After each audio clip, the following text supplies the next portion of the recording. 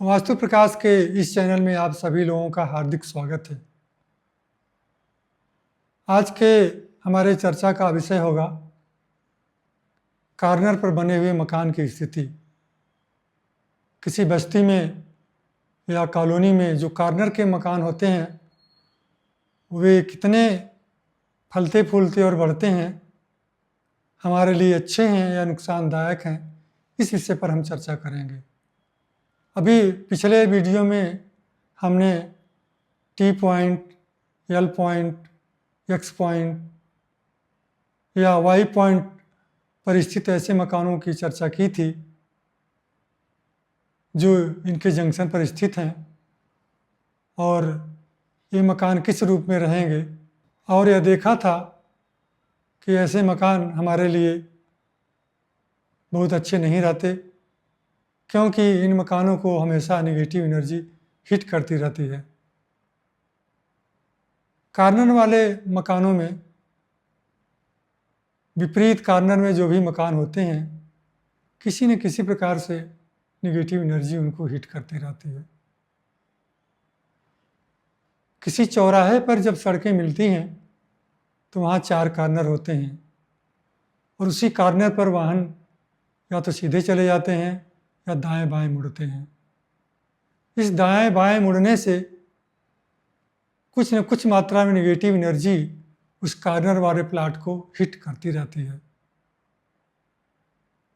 और कालांतर में वहाँ इतनी नेगेटिव एनर्जी पैदा हो जाती है कि वह मकान विकास नहीं कर पाता।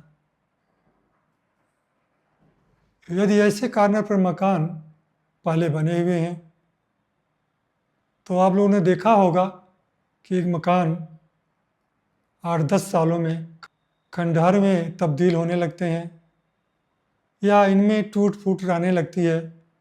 इसका देख रेख करने वाला कोई वहाँ पर उपस्थित नहीं रहता। यदि किसी कारणवश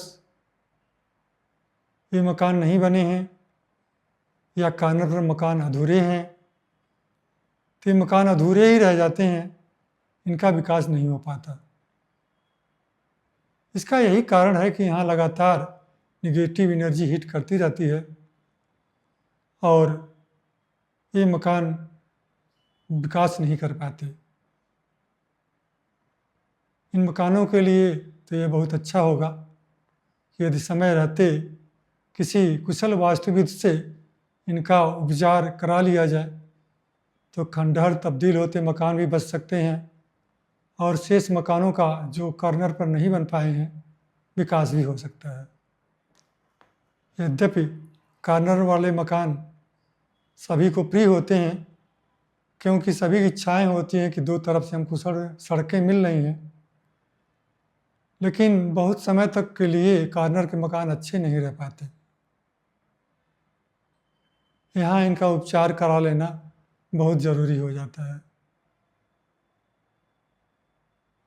अब इन मकानों को सामान्य रूप से क्या उपचार किया जाए?